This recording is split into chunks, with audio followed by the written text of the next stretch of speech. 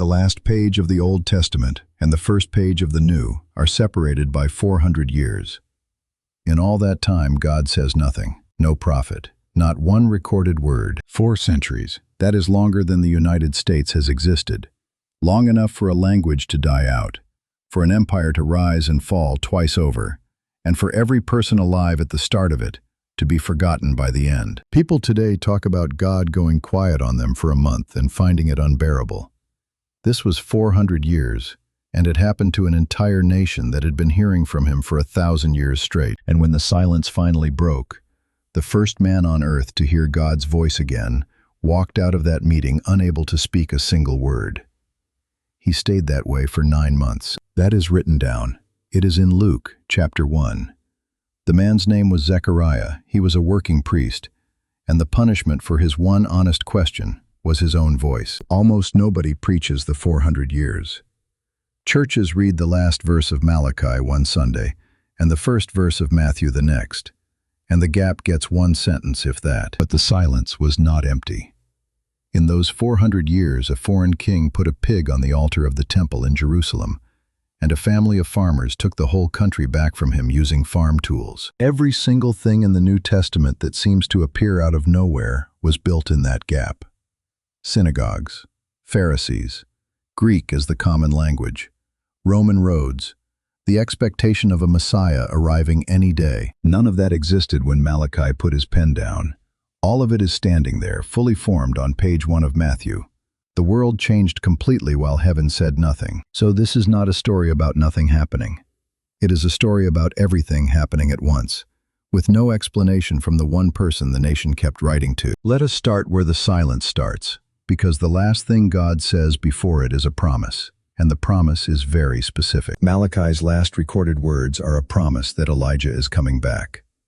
Then 400 years of nothing. And the next voice anyone hears belongs to a man in camel hair standing in a river. And the first thing the officials ask him, straight out, is whether he is Elijah. Malachi is the last book of the Old Testament in most Bibles. He is writing somewhere around 430 years before Christ, in Jerusalem, to people who have come home from exile. And they are not doing well. The temple is rebuilt, but the priests are cutting corners. Malachi says they are bringing God animals that are lame and sick, the ones they could not sell, and calling it worship. He tells them to try that with the local governor and see how it goes.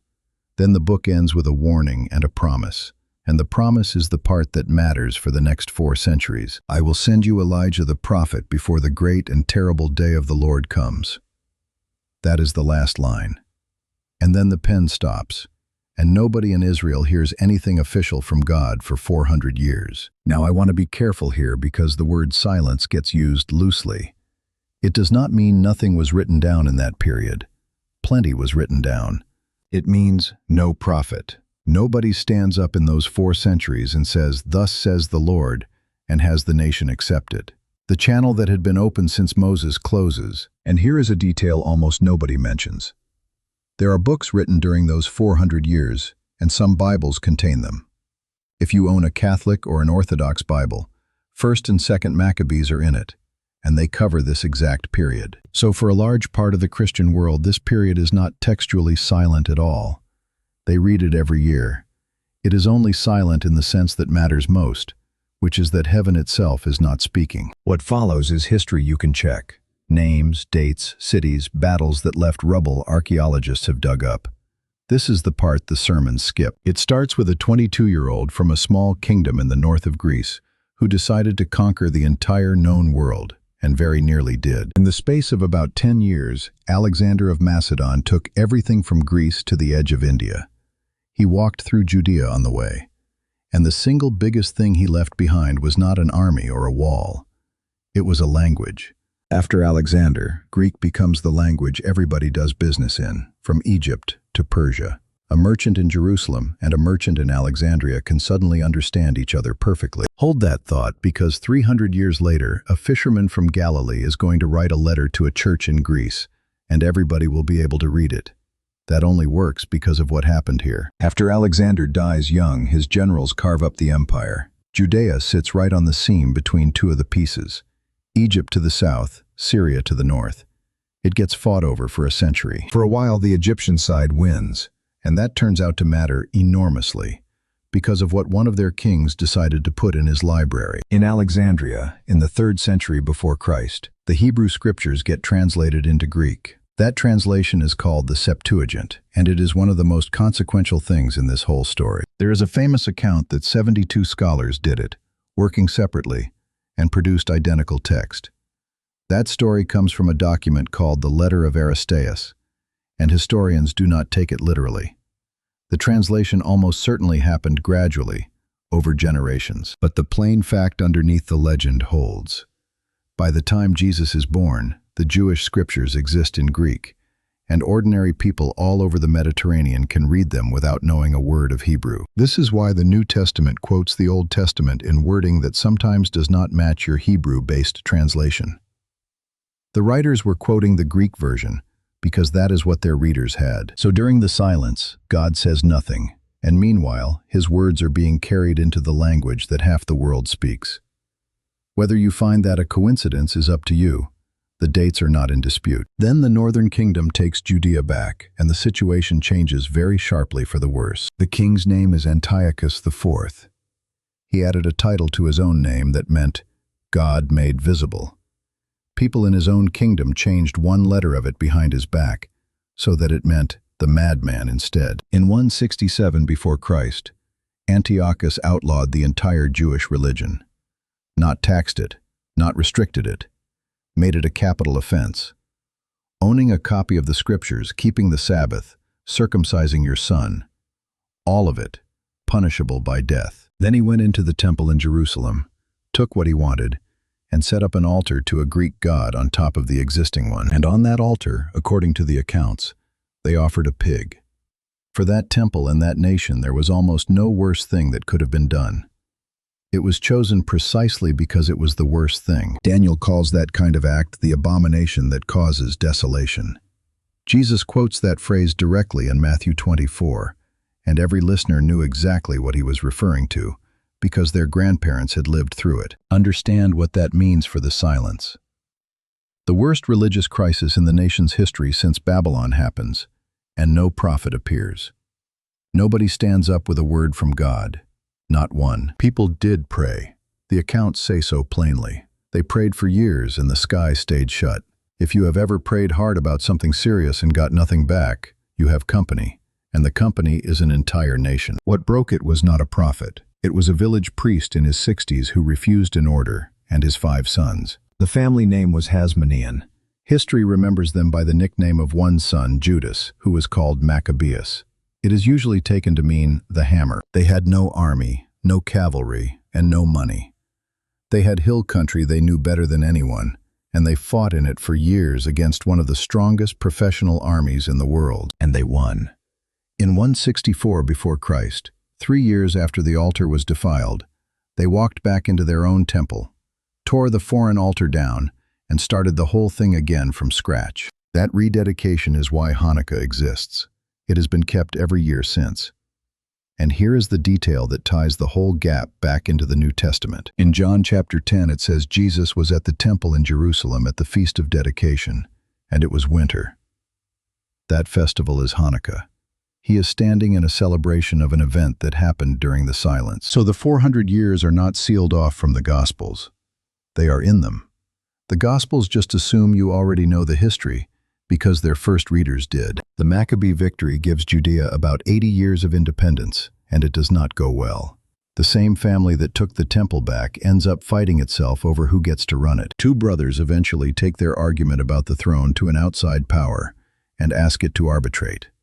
That outside power was Rome. It arrived, decided, and never left. In 63 before Christ, the Roman general Pompey took Jerusalem. And then he did something that nobody expected. He walked into the innermost room of the temple, the one that only the high priest could enter, once a year. The ancient account says he expected to find a statue or treasure. He found an empty room, and he came out again, and he left it alone. The nation never forgot that a foreigner had stood in there. By the time the New Testament opens, the man on the throne in Jerusalem is not even Jewish by descent. Herod was an Edomite, installed by Rome, And he is the reason the temple in the Gospels is one of the largest structures in the ancient world. Herod rebuilt it on a scale nobody had attempted. Some of the stones he laid are still there. You can put your hand on them. The largest weigh several hundred tons. He was also a man who executed members of his own family to protect his position. So when Matthew opens with Herod reacting badly to news of a newborn king, the first readers were not surprised by his character. They knew it. Meanwhile, down at ground level, the 400 years had quietly built something that would matter more than any of these kings. With the temple far away and often unsafe, communities started meeting in ordinary rooms to read the scriptures out loud. That is the synagogue. It does not exist in the Old Testament. By Jesus' time, there is one in every town. Because the scriptures were now being read constantly by ordinary people, a profession grew up around explaining them. Scribes, teachers, and the groups you meet on page 1 of the Gospels, the Pharisees and the Sadducees, formed in this gap. Every one of those groups is a response to the silence. If heaven is not speaking, the only thing left is the text you already have, and the argument becomes about how to read it correctly. And one more thing grew in those 400 years, and it grew into something close to desperation. The expectation that the promised one was overdue. Not coming eventually, coming now. This year, possibly this week. That is why the Gospels are full of people asking total strangers whether they are the one. It is not a strange question in that world. It is the question everyone is carrying. 400 years of no answer had not made them stop expecting one. It had made them expect it harder. Which brings us to a working priest called Zechariah in the hill country of Judea, who is old, married to a woman called Elizabeth, and has no children. There were thousands of priests, far more than the temple needed at once. So they were divided into groups, and the duties were assigned by drawing lots. Burning the incense in the sanctuary was the best one you could draw. Most priests never drew it in their whole lives. You could only ever draw it once. Zechariah is an old man, and on this particular day his name comes out. So he goes in alone, with the crowd praying outside, to burn incense in front of the curtain. This is the closest to God that a man in that system could physically get. And after 400 years of nothing, standing in that room, he turns and there is someone there. To the right of the altar. Not a voice from the sky. A figure in the room with him. The message is that he and Elizabeth will have a son, that the boy is to be called John, and that he will go ahead of the Lord in the spirit and power of Elijah. There is the promise from the last line of Malachi, 400 years later, answered in the first chapter of Luke. The silence ends by picking up the exact sentence it started on, and Zechariah's response is the most human thing in the passage. He asks how he can be sure. He points out that he is old and his wife is old. He asks for proof. The answer he gets is that because he did not believe, he will not be able to speak until the day it happens.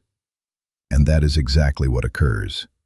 He walks out mute. The crowd outside works out that he has seen something, because he keeps trying to make signs at them and cannot get the words out. He finishes his week of duty in silence and goes home. Think about the shape of that. 400 years of God saying nothing ends, and the man it ends on spends the next 9 months unable to say anything either. The silence does not disappear. It moves. It goes from being the whole nation's problem to being one man's, in his own house, for 9 months, while the thing he was promised grows anyway. Then the boy is born, and the neighbors assume he will be named after his father. Elizabeth says no, his name is John. They argue. So they turn to the father, who still cannot speak, and hand him a tablet. He writes 4 words. His name is John. And in that moment his mouth is opened, and the first thing out of it, after 400 years and 9 months, is not a complaint.